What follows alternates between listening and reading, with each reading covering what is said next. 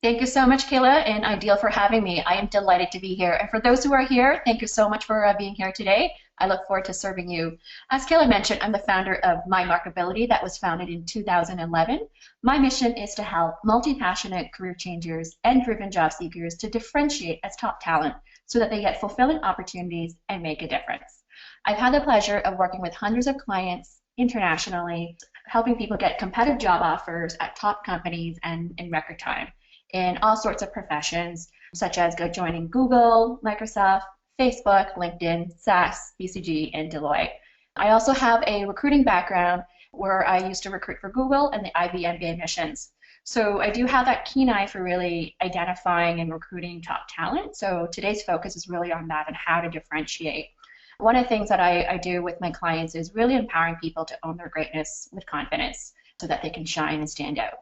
If you'd like to connect with me, I invite you to find me on LinkedIn, www.linkedin.com/in/Diana Chan.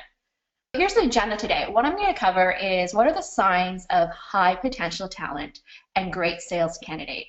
I'm also going to walk you through the criteria that employers use to evaluate sales candidate.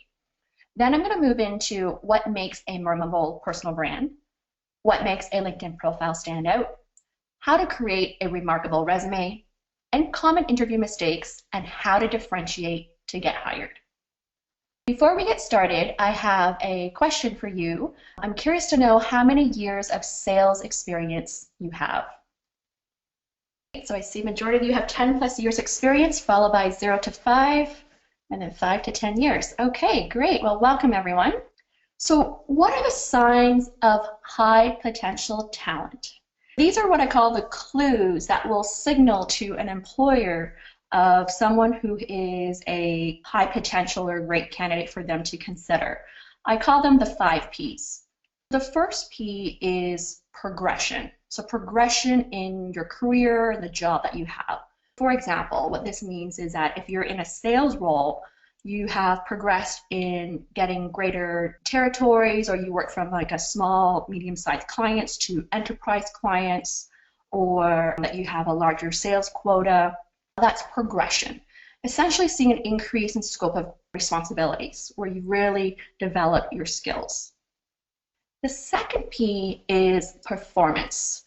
So in the sales world, performance is about exceeding your sales quota, or that you've reached the President's Club, or that you're top 1 to 5% of sales. These are clues that you are a high performer with high potential. The third P is promotions. A greater title, for example, going from account manager to account executive to sales manager, head of sales, or sales director, where people can see that you have progressed steadily throughout your career. Those with a sales background, sometimes people want to be in like a account executive role for many, many years, which is totally okay. So where you really want to shine is about your performance in terms of really exceeding your quota year over year.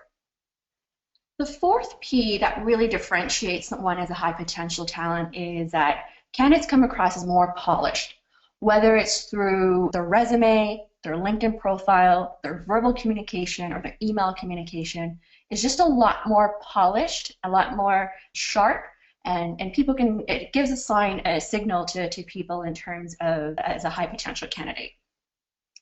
The last P is professional. Just someone who is just come across as who respectful, kind, who can get along with people. That's another sign of high potential talent. Now let's move into what makes a great sales candidate specifically. The first one is personable personality. So this is what we call about the ability to really connect with people. I have found, given my experience recruiting in the sales field, I found typically a lot of times salespeople are a lot more easier to connect. They're a lot quicker to respond to me through an email or on LinkedIn, or they'll actually pick up the phone to talk to me.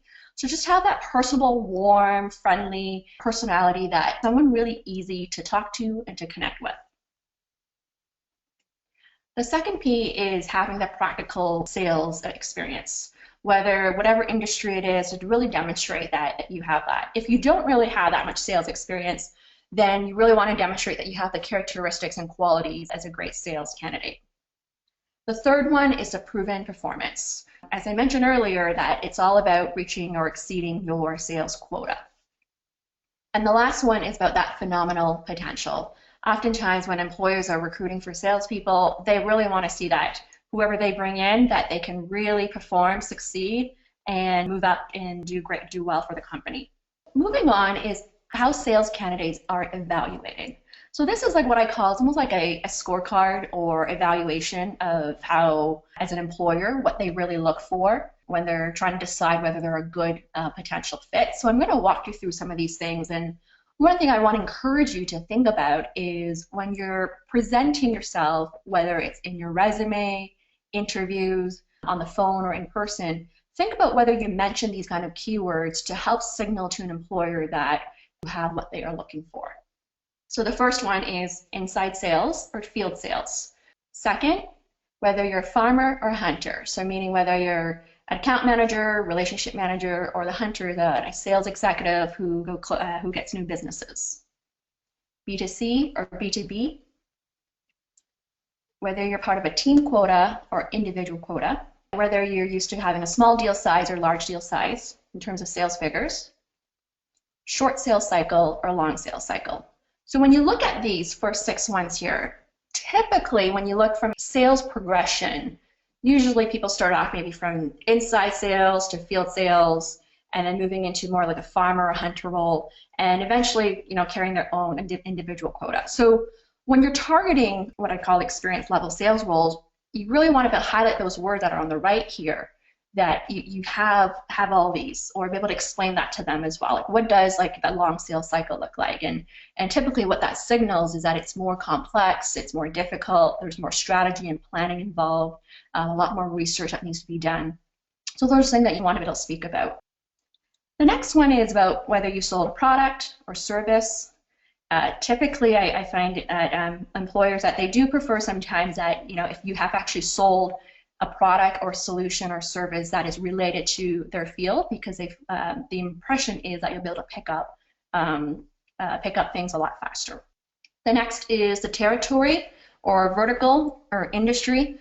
I find this, it really depends on the companies you apply for, but I do know oftentimes employers would say, oh, I want someone, even though they're in the software solutions business, they would say, I want someone who's sold to retail clients or CPG clients. So they're really looking for that. So it is important that if you do have that experience, you want to highlight that in your resume or your LinkedIn profile. And even for territory as well, indicating the areas that you have sold in. The last one here is really about the quota, whether you've met your quota or exceeded your quota or not. I have found my experience from recruiting for various employers in sales roles, oftentimes employers want to see that you've actually exceeded your quota year over year, at least for 2 or 3 years straight, as that is an indicator that you have that consistent performance as a high performer. On to our new topic, which is about personal branding.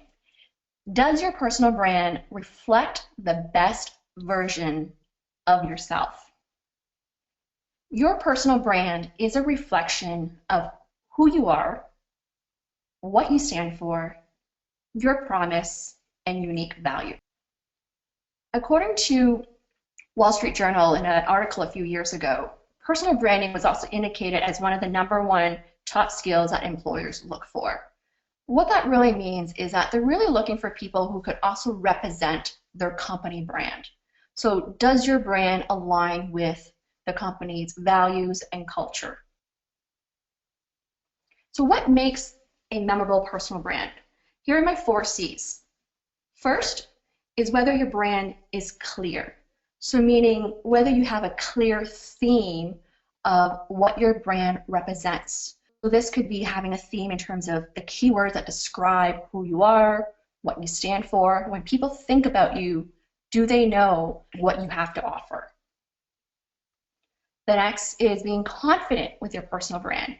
You want to show up with your brand where you really feel your best self, that you're being authentic, because when you feel that, that's when you're going to show up with confidence as well. The third is being consistent, being whether consistent with your brand online or offline, consistent with how you sell yourself, how you convey your unique value offering, so that it becomes more memorable. The last C is being credible with your personal brand. So having proof in terms of the things that you've done to show that you have that credibility, that people can really rely on you and trust you for it. One of the things I would really want to challenge you to think about is, when you think about your personal brand, what's like a one-sentence line that really describes your personal brand? Or what are 3 words that describe your unique value proposition? So for example, I was working with a client yesterday. He uses he calls his 3 A's, that he's adaptable, analytical, and accountable. And then he describes what that means with specific proof points of how he's demonstrated those qualities and how that is his unique value offering. So the greater your brand, the greater your market value, meaning that your earning potential is higher. And so when you think about this, is that meaning if you have a more premium brand, that you have greater negotiation power, even in terms of asking for a higher salary. Think of celebrities like Richard Branson, for example, of his brand. What does it stand for? Or like Oprah, what does it stand for? And the greater that their brand is, or the more famous they are too, that they also have a more premium in terms of their market value as well. How do you develop a personal brand? What I like to do here is to share with you the 5 P's of developing a personal brand and ask you specific questions that you can also use to help develop your own brand. And keep in mind though, developing a personal brand takes time. It's not something that you just come up, like you really need to take time to think about the essence of everything about you that really represents you. One of the analogies that I use is coming up with a personal brand it's like coming up with your wedding. And when you think about a great wedding, there's a theme, it really represents the couple. There's like the theme color as well, of everything about them. So when you develop your personal brand, it's all about that experience as well. Like, what do you want people to think about you? So the first P is the product. What are your features and benefits? If you think of yourself as a product, what makes you unique in terms of your strengths and skills and your unique value that you have to add? And so when you think about this, the employer is the buyer. Why should they buy you? What are the unique strengths that you need to highlight that are relevant to what they need? And what is the unique contribution that you can give them to help them solve their problems? The second P is the perception. How are you perceived? What's your reputation? Your brand is not only about what you say it is, but it's also what people say about you. One of the exercises that you can do is actually send out a branding survey to your colleagues, friends, and family, to at least 30 people. Ask them about what are the words that you use to describe you, what's your leadership style, communication style, how do you add value to other people's lives, or what's the impact you have on others. That's a great way to get a sense of how people perceive you. The third P is potential, in terms of what proves you are high potential talent. This is what I was talking about earlier, is really having solid facts, or what I call evidence of support, to prove that you're a high potential talent.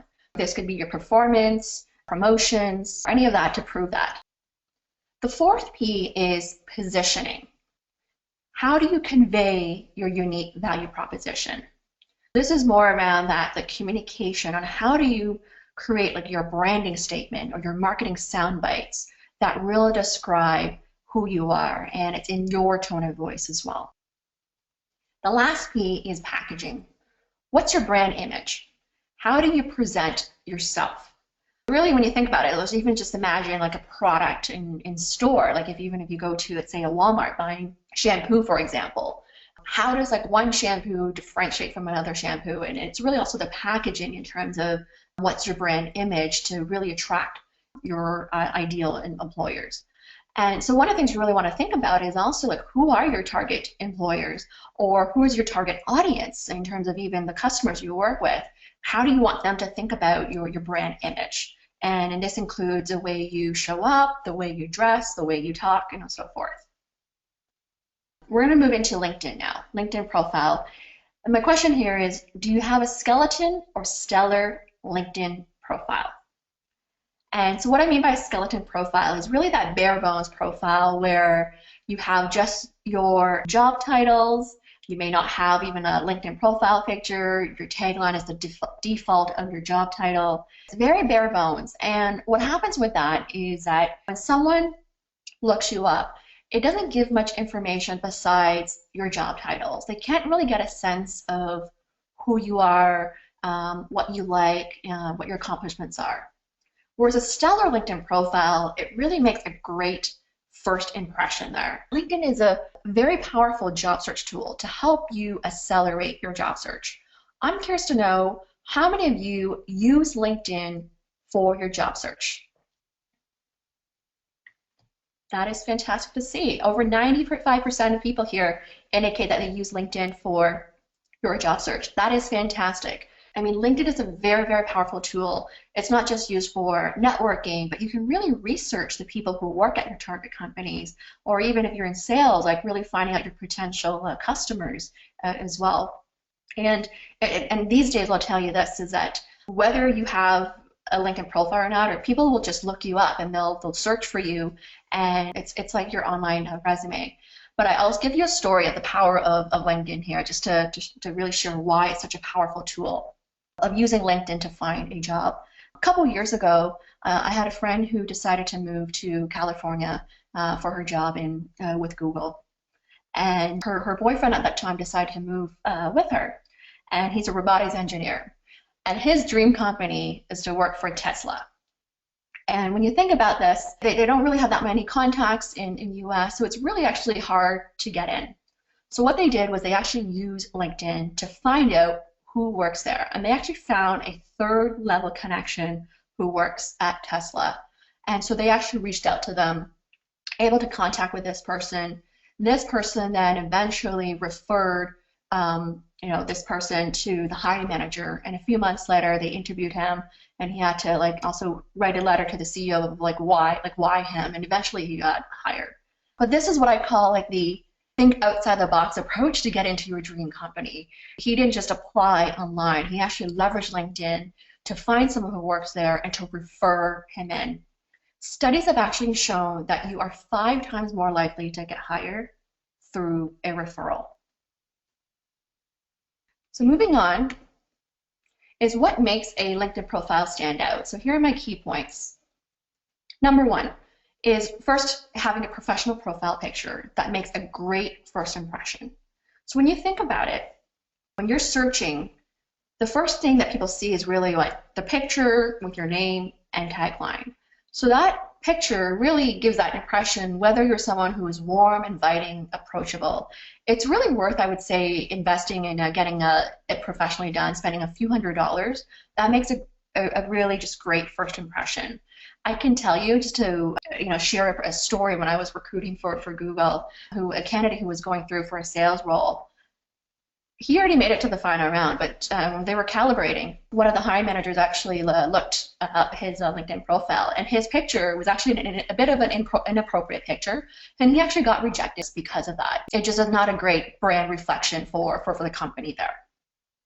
Number 2 is to have a catchy and relevant tagline that generates curiosity to click further. So when you think about it, when you do a search, right, when I do a search as well, I'll get a few hundred profiles or even 1,000+ profiles. That tagline is what really is going to generate the curiosity for someone to click to read your profile further. Oftentimes, I'll tell you something, is that I'll have to go through thousands of profiles before I find my first 50 to 100 people that are worth clicking into potentially contact.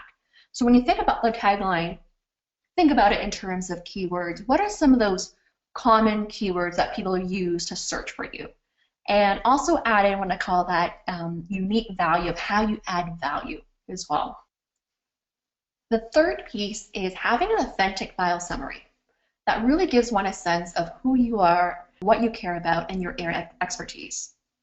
This area is what I call your premium real estate space, where you can really customize a message about who you are. From my experience, I find that just by reading the bio, if someone writes it really well, you can get a sense of this person's personality, character, their values, whether they're actually interested in connecting with you. For those who actually have what I call that bare bones skeleton profile, it's less inviting, but when you actually put something in there of what your interest is, it's easier for someone to connect with you and find that common interest. Number 4, sufficient information of each role that gives a good sense of your responsibilities and accomplishments. So not only listing what you do, but actually some of your accomplishments. So if you have achieved like top sales, President's Club, those are great things to highlight and to be proud of. So here are some examples. Sold B2B logistics solutions to retail clients, exceeded quota for 3 consecutive years, or won the President's Club Award or achieved top 5% sales. These are great like sound bites to have. And lastly is to have a complete profile to showcase you care about your brand and connecting with others. Having that complete profile, it's really an indicator that you are a serious professional, that you want to connect with people, that you want to network, and that you're open to having people to connect with you. So moving on into the resume section. So my question to you is your resume a history document or a marketing document?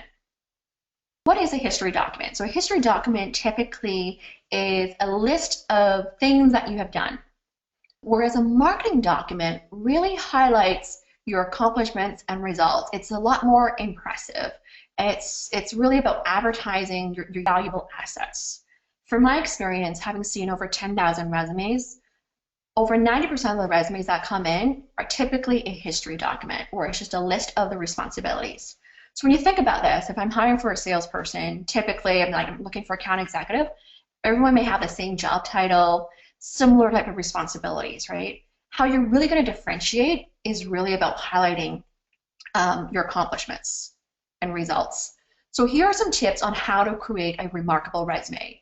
Is you really want to turn to a marketing document that gives a consistent theme of your unique value proposition. And what I mean by that is having that theme is what's going to make you memorable. Here's my rare resume formula that you can apply. R is to use relevant keywords. For example, B2B sales, account management, business development. You want to make it accomplishments oriented. So this is about your personal accomplishments. For example, you can list your quota achievement in a table like this. You want to make it results oriented. For example, generated $10 million in sales, created a new market. So how did you help the company add value? And lastly, you want to make it easy to screen. You probably have heard that a lot of times employers only spend like less than 6 seconds to screen a resume. You really want to make sure that the top quarter of your resume really catches their attention. Have enough white space, use a good font, a minimum, I would say like 10 point size font that makes it easy for people to read when they print it out as well. So moving on into our interview sections. Are you closing your interviews as the ideal candidate to hire? I'm curious to know, what are some of the common challenges that you face when you're doing going for interviews? You can select, is it how to prepare, how to appear confident, how to answer tough behavioral questions, how to be clear and concise, or how to convince them that I'm the ideal candidate. Looks like majority of you are indicating how to convince that I am the ideal candidate. So the famous question, why you? Let's talk about that first before I move into here really quickly. When you're answering really that, either you're answering the why you, but really throughout the entire interview, you are really trying to convince them why you're the ideal candidate. And so you going back to personal brand is you really want to have what I call your top 3 unique selling points. Right? So remember the 3 A's I talked about earlier, that those 3 pillars that you constantly want to remind the interviewer this is what you have to offer, and give them examples to back that up. I want to share with you the 4 C's of the common interview mistakes that could lead into a rejection for a candidate. The 4 C's, the first one is the lack of connection. So this goes back to ability to build that rapport, to really for people to feel that they want to work with you, that they can see you really being like their colleague. And this is as simple as being able to break the ice, have that meaningful conversation throughout the interview. The second C is the lack of confidence. right? If you appear, that you're not confident with yourself, how do you convince an employer that they'll believe that you can really do the job? And this could just be the way you present yourself from your tone of voice, the way, whether you have a lot of uncertainty in the way you talk as well. The third C is lack of clear communication. So what this means is be able to really answer the question, but also be able to tell your story in a way that is very concise and to the point.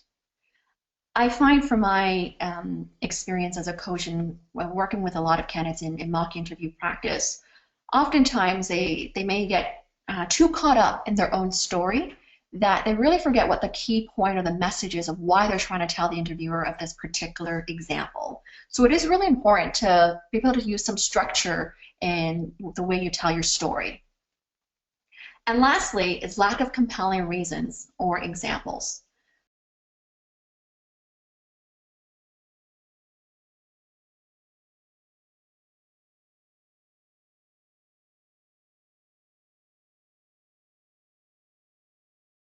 The customer to buy your product or service, and you want to have some specific steps of how you went about doing that.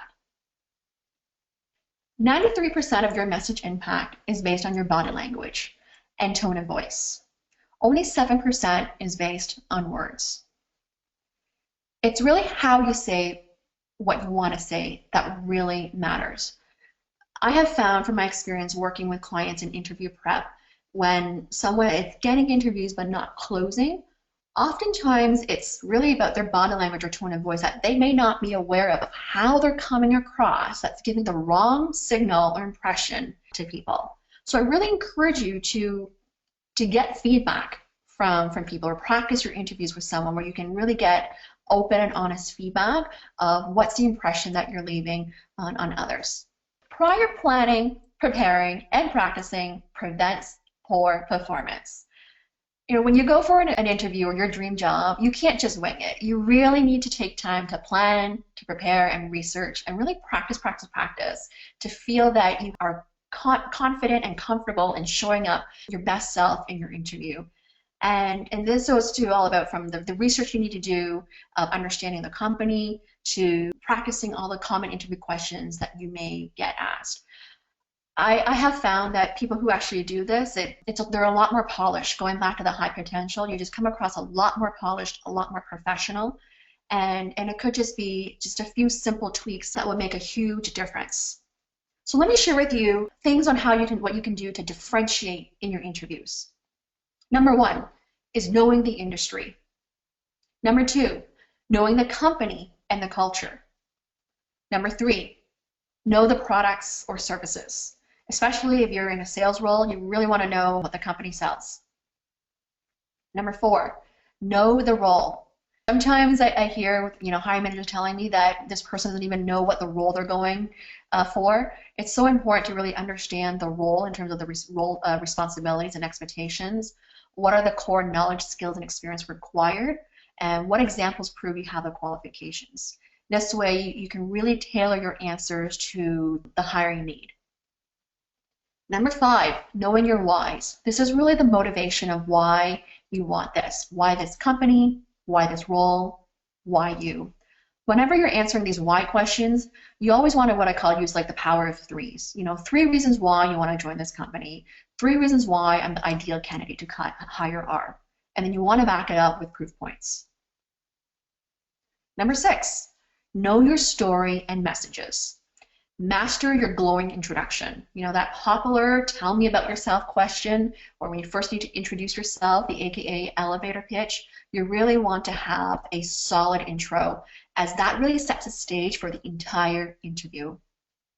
And then for a sales role, demonstrate that you have proven sales methodology, right? Especially if you're an experienced level salesperson. Oftentimes I hear from employers that they want someone who really has that sales methodology or that sales framework that they can use, so that it's that consistency, that they can have that consistent performance. Common types of sales interview questions. These are more like common or like general. It could be reworded differently, but here are some questions I want to share with you. You probably have seen some of these already.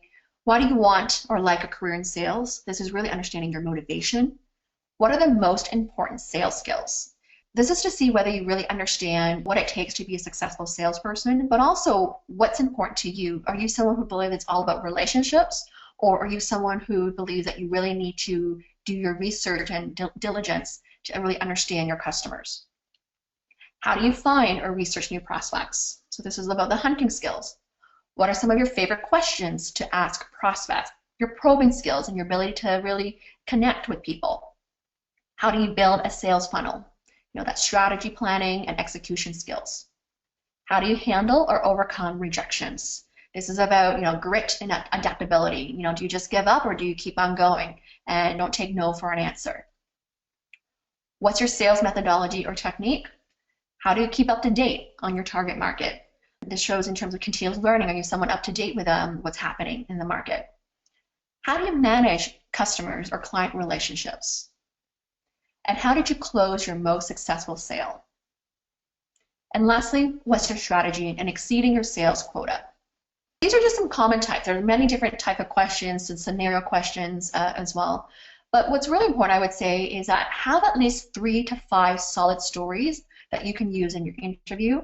And it's okay to reuse the same example to demonstrate different skill sets as well.